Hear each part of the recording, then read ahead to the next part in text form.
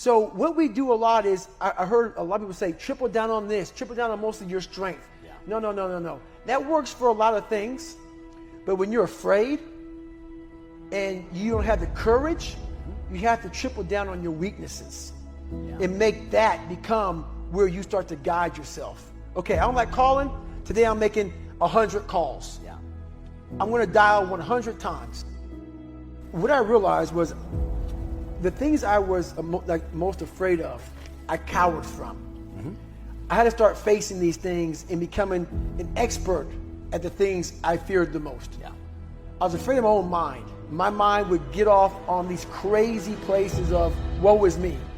Mm-hmm. My internal conversation wasn't great. Yeah. So I had to start mastering it.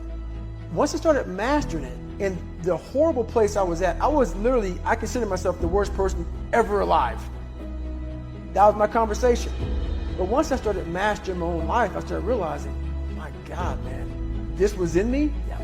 I was a 300-pound fat guy. Now I'm 181 pounds, 190 pounds, whatever it was. I'm going to go through all these hell weeks. So I started realizing the capabilities of the human soul and the human mind. But see, you have to make a list of the things that you don't like to do. Mm-hmm. This list should be very long. Like if you don't like making calls, the very first thing you should do is start making a ton of calls. Yep. Because why? That begins to own you. Yes. You start to drive yourself this way versus this way. But you'll figure out, if you start making a whole bunch of calls, if you like calling, call a lot.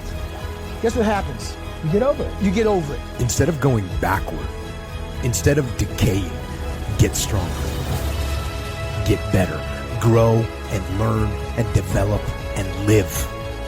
Live in defiance of the weakness and in rebellion against the decay.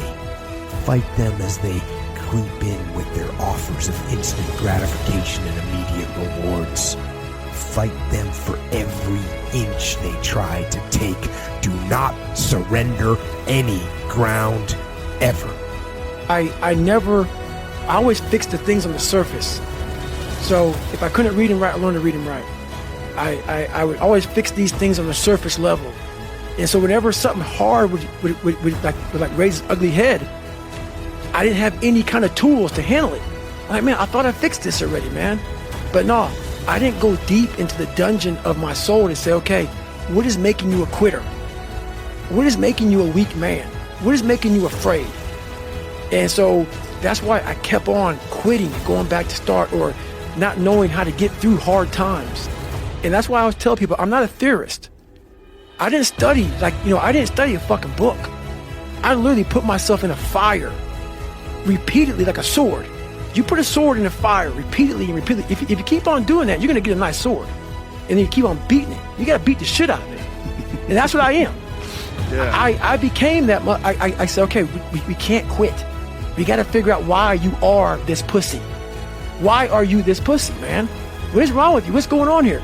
So I kept on putting the sword back in the daggone fire, and I just beat it harder. And I beat it harder.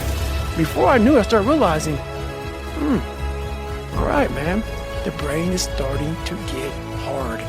I wish I had a sexy way to say this, but to get your dream is gonna be painful. You're gonna want to quit. You're gonna get hurt, and all kinds of weak people are gonna tell you that you're pushing yourself too much. Only those people that have been there know what it takes. It's never gonna be sexy, but trust me, the result will be sexy. What's the dream? What is your dream? What's the vision? What are you looking for? It's gonna entail long hours, a lack of sleep, sacrifice, pain, study, times you work hard and feel like you're getting worse. It's gonna take you getting rid of dead-weighted friends. It's gonna take your mind overcoming your body and your thoughts telling you that you want to give up. Everybody has a dream, but not everybody has the grind that it takes to make that dream a reality. I seen a quote the other day by Mike Tyson that said, everybody has a plan until they get punched in the face.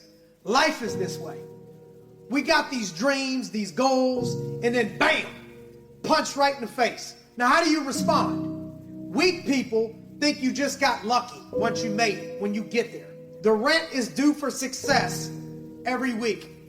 It's just different. You become more of a consultant. It becomes brain power. But it's still, the grind comes first before all the things that we want.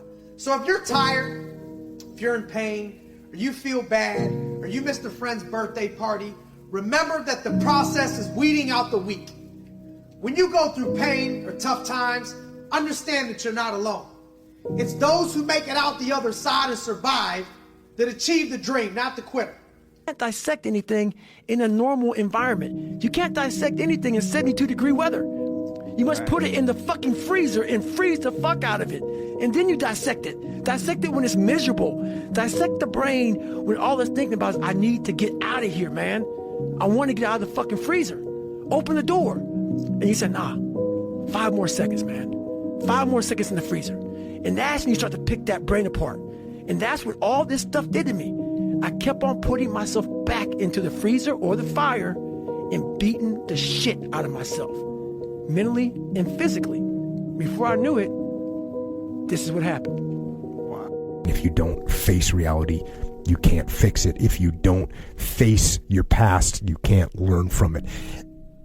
So what you have to do is you have to face them. You have to face what scares you. You have to face what bothers you. You have to face your weaknesses and face your fears and face your own darkness. Face them, own them, and overcome them all by stepping up and getting after it.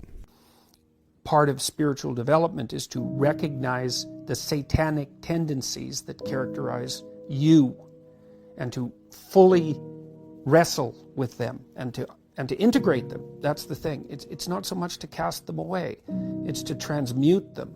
You know, and you can see the difference between people who've done that and people who haven't, at least to some degree, because people who haven't integrated the shadow at all are naive. And you can tell that when you look at them, and you can tell that when you talk to them. And because they're naive, they're often resentful as well because they get taken advantage of. And someone who's integrated that more, they're dangerous in the martial arts sort of way, which is they're dangerous, but they don't have to use it because their presence radiates, what would you say? It doesn't radiate threat exactly. Well, certainly strength, but it's the potential for havoc. That's the right way of thinking about it.